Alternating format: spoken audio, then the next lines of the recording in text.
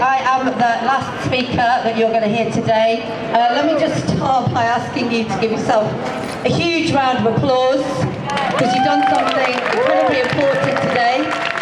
You have started a really important campaign to highlight the way this government is going backwards on climate change. They do U-turns, by the way. We've seen them do U-turns this week over young refugees, and we've seen them do U-turns this week on teachers. I'm a teacher myself, so it was welcome news. So let's not give up hope. The action we take can force governments to backtrack, and that's what we need them to do, and we need to do it fast. Just some key points from me. We started today's action talking about what climate change looks like in the UK. And we had big posters of the flooding and how people have experienced that and what that's meant to their lives. If we were doing this today in Canada, we would have had huge posters showing the devastation of the fires that are raging across Alberta. Because that's the reality of climate change, and it is not acceptable for the people over there to carry on trying to pretend that climate change isn't really happening, or if it is happening, it's not that bad, it's not going to harm us that much, particularly those of us who live in the wealthier parts of the world.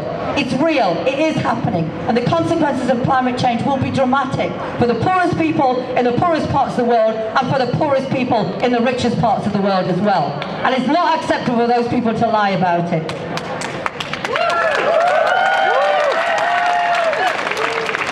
It's not acceptable for those people over there, for Osborne and Cameron, to put the short-term profits of those bankrupt, historically bankrupt industries and their friends in it above the needs and the lives of us and the people and the other people who live on this planet and the other things that live on this planet. 1 second. Worse still, and I think this is something we need to get across, what they're trying to do is they're trying to make out that their policies are beneficial for ordinary people.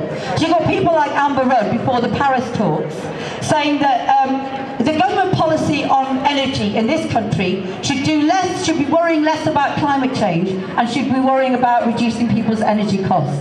Well, that's a big fat lie, and it's the same lie that we've been told around austerity. They would tell us that we're all in it together, but in reality the policies that they have around austerity have made a very small minority of people very, very rich while they've dismantled the welfare state, and the policies that they've got around climate change are making a tiny elite of people around the fossil fuel companies very, very rich, while the rest of us will suffer, are suffering, and will suffer in the future. And meanwhile, our energy bills are not reduced. In fact, what they're doing is they're undermining the cheapest source of renewable energy, which is onshore wind. So it's absolutely bullshit for them to tell us that this is all about hard-working families versus environmentalists. This is not. We are not all in this together. We are not with the people over there. We are not with the CEOs that are marching through the streets of 10 Downing Street and number 11 Downing Street. But I want to finish on this because we can go forwards, and several people have mentioned it before. So let's just say this. Climate jobs.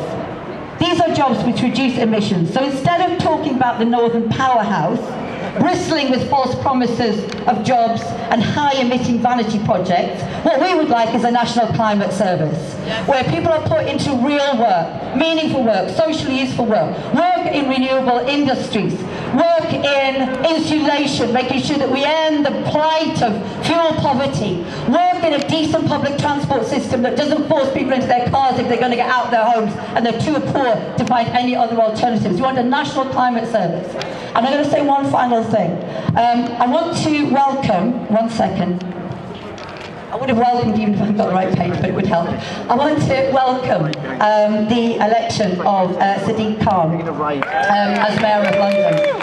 And I want to say to Sadiq Khan, I completely agree with him. It was so fantastic to see a campaign where it was a victory of hope over fear, where the extreme racism that we used to try and undermine Sadiq Khan's campaign has failed, and it has failed badly. That has been absolutely fantastic to see. And I want to say to Sadiq Khan, some of the things that he's promised, in terms of home building, he has to go ahead with that now. But I want to see him take it further. So yes, we want homes, but we want sustainable homes. Let's use this as an opportunity to really show. Let's have a mini climate service in London that shows what we can do when we put people into work attempting to solve the climate crisis. Let's create homes that are that are zero carbon, where people are having to pay hardly any energy bills. We take the money out of the hands of the big 6 energy companies and we give it into the community. That's what we're asking for Sadiq Khan. It's fantastic to see you with. Let's see you have something delivered here that really matters and that can really make a difference.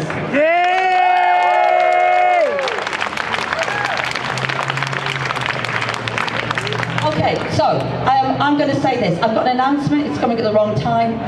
Climate Justice meets Trade Justice, Monday the 16th of May, midday at BIS, which is on Victoria Street, 3 p.m. at Trafalgar Square, and then 7 p.m. War on One, King's College, the Strand.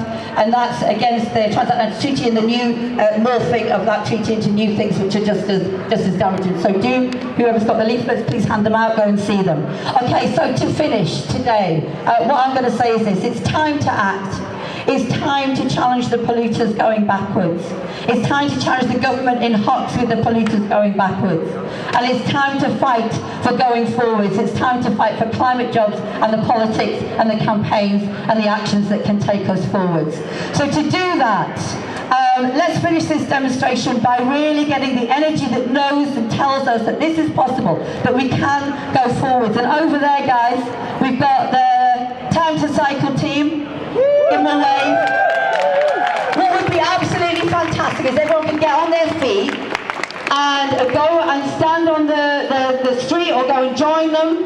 Give them a huge, massive cheer, and they're going to surge forward. So this is a Time to Cycle campaign. It is a bit of an illustration of the kind of policies, the kind of ideas, and the kind of actions that can take us forward on climate change. Come on, give them a big cheer, everybody. Go and join them. Thank you very much for coming. This is the beginning of an important campaign. Let's keep this going. Thank you very much, everybody.